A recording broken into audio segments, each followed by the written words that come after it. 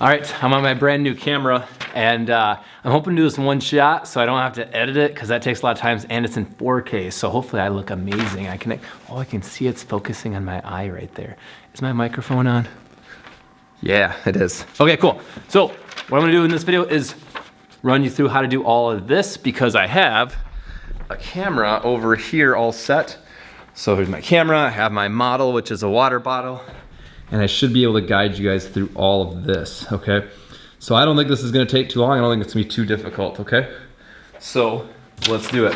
So, and of course, if you already have some of these and they're perfect, then you're all set. So the first one on there is close up.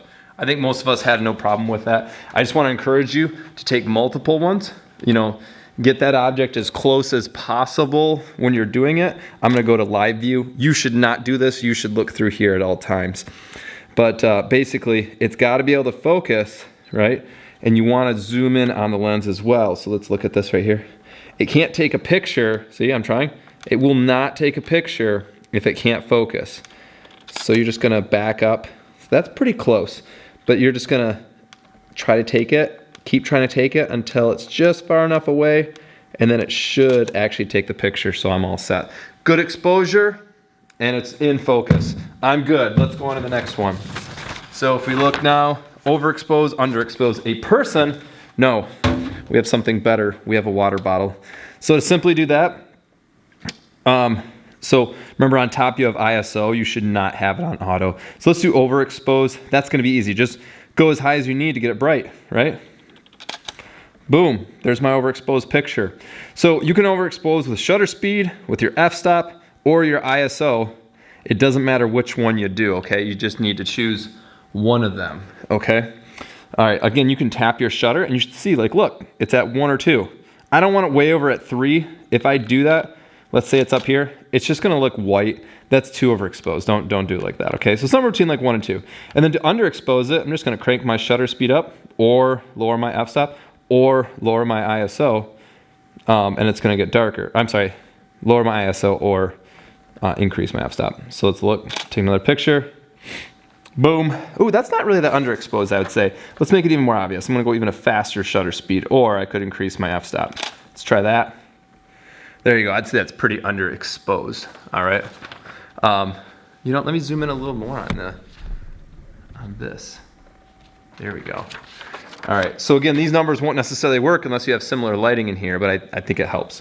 For again, overexposure, underexposure, it does not matter what you choose. Now, this 4 and 5 is where it starts to matter. Shallowest depth of field and deepest depth of field, okay?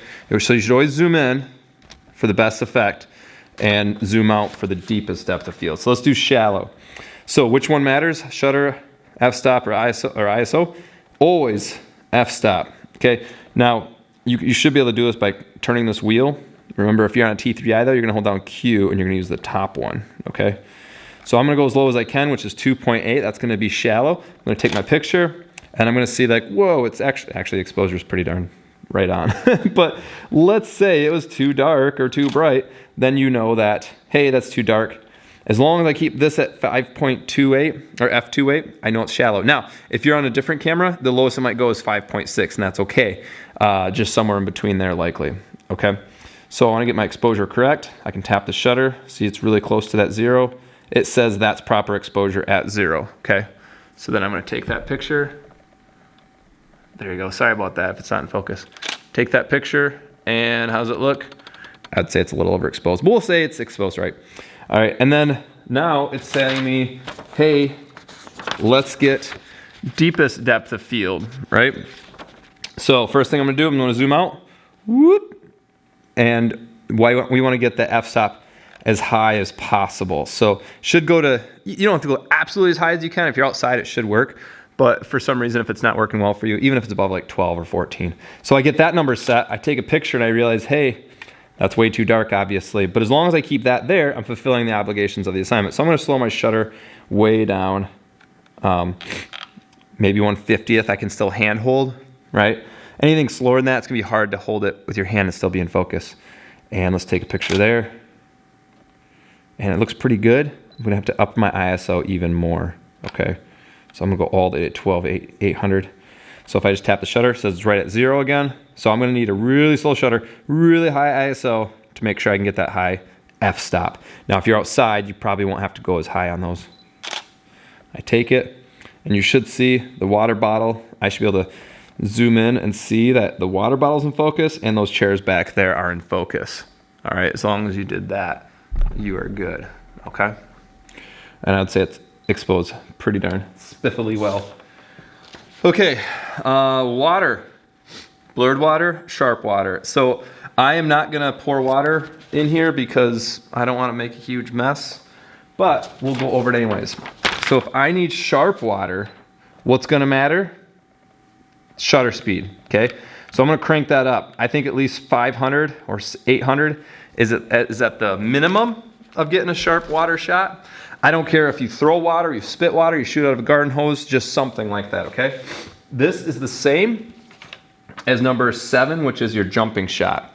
So if I try to take that picture, it's gonna be really dark, right? Because I have it so fast. My ISO is already cranked up way high, so what I'll need to do is I'll have to lower my f-stop, okay?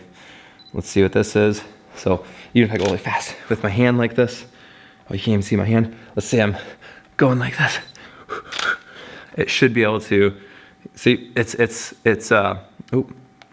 you can see it's actually, my hand's sharp. Even though I was moving fast, you can see that it looks like it's still. Okay, so it's all on the shutter speed. And then what I can do is I can lower the shutter speed now. Let's do real slow. Let's do like a 1/4 second. Okay, now I'm gonna need a ton of light for this, or not much light. So I'm gonna lower my ISO way down to 100. Take the picture, let's see. And it's still kind of bright. If you're outside, it's especially gonna be bright, so you're gonna have to crank that f-stop up, okay? So I'm at 7 right now. Let's say I went even slower. Let's say I did a half. Let's say I did 1 second. I'm gonna have to really raise the ISO or the f-stop way up like that. Do you see how long that was open for? Remember, you need a tripod. You don't have a tripod, so instead consider just doing the like, you know, stack it on some books or something like that. Okay. All right. Cool. All right, now still shot, like I said, is the same thing. Don't worry about that. Now let's do lots of grain and least of grain, okay? So what we need to do there is, only thing that matters for least grain is ISO. So make sure that's at 100 and you're all set. So if that's at 100, let's do, and I can lower my f-stop down. So I wanna really open this up so I can go at 100. So I'm gonna be at 2.8, you might be at 5.6. And then take that picture, and I can see in here that's actually pretty good. Now, to really see it, try to take it of something a little bit darker. Top of this is not very dark, but you won't actually see that grain unless you're zoomed in. Right now it's at 100, so I shouldn't see any grain. It looks nice and smooth. Sorry if it's not in focus there. It should look like it's not sandy looking, right? But let's change my ISO all the way up. Okay, now I take that picture, and it should be super bright, which you'll see. Yep, it's absolutely bright. But my ISO is all the way up, which I want. So I'm gonna have to compensate. I'm gonna go a really fast shutter speed or a higher f-stop. Either one works, okay? So let's try that. Now you're like, oh, it looks pretty good. But with grain, and what you should do in your presentation is zoom in on something. And you can see how fuzzy that looks. Just looks like someone painted it with glitter. Okay? Sorry about my sniffles. All right, so that's number 9 and 10. All right, now we gotta do the more technical ones, which is the tracking shot and silhouette. So let's run over there and do that quick. Actually, let's do the tracking shot first. So I'm just gonna zoom out here for a second and back up. Again, I wanna get this all in one video, that'd be awesome, right? So for the tracking shot, what I'm gonna do is, actually first off, tracking shots is like your water shot. What you need to do is have a slower shutter speed. So I'm gonna slow this puppy down to, let's say, 1/10 of a second, okay? And so let's see if I can get the proper exposure in here. I'm gonna lower my ISO a little bit. Okay, so just take a picture before you move and just see, okay, that looks pretty good. I guess I'm all set there. Then what I'm gonna do is take a picture that's following something. So if I had a person out there, I could take a picture of them going click take a picture while I'm spinning around and take a picture of them. I am by myself, I don't have that luxury. So what I can do is I can take a picture. I think this is on me. Let me pop this screen out here. There we go. What I can do is a few things. First off, if I like take a picture of something in my hand, right? I'm gonna hold this real tight with me, maybe even put it on my arm like this. And what I do is I'm gonna spin and take a picture. And what you'll see, let me make sure it's in focus for you guys. Boop. Okay, what you can see is, you can see that the blur is streaked because this looks pretty sharp, but the rest is streaked.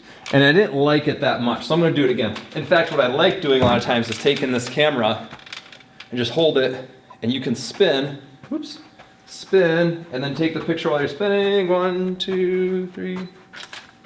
Okay? And if you look, that's not too bad actually. Well, I'm kind of dizzy now. Yeah, let's look here. So if you look, the background's pretty blurred and streaked, but actually let me zoom in. But I look pretty good. It's not gonna be perfect. I'm a little blurry. You know, so maybe 1/10 of a second's a little too slow. So maybe just a quarter second, or not a quarter second, maybe like 1/30th of a second might be slow enough.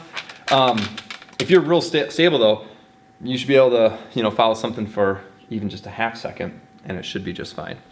Okay, and then let's go do the silhouette shot.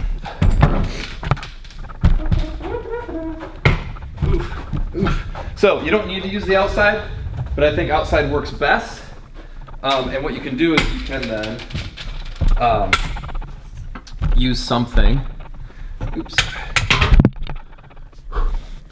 Here we go.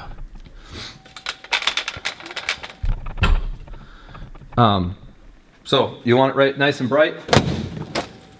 It's cloudy out, so it's not gonna work super extremely well. Where's my block of wood that I always use? It's gone. Someone hit it with a mower. Oh, there it is. There we go. All right, so what you wanna do on here then is expose for outside. So I'm gonna try on live view just so you can see it. So obviously way too exposed, so I'm gonna up my shutter speed. And you can see as I go higher, it's pretty dark on the sides. I'll make it so you can see it better. But I want to expose for outside, okay? And you can do that through shutter speed, you can do it through ISO, however you do it, but that should be exposed correctly. So when you look at that outside, oh sorry, look at you. I need to actually expose it better for you guys because this is almost a silhouette shot from your perspective, isn't it? Okay, so as long as the outside looks good when you take a picture, you're all set. I'm gonna move this over a little bit, or at least tilt it that way. All right, I gotta turn this down. Sorry, I'm like dealing with double exposure here. Okay, cool. So when I take this picture then, you know, let's say this is my face or something like that. I can take a picture. Oop, it's not really out there, is it? There we go, buddy. Yep.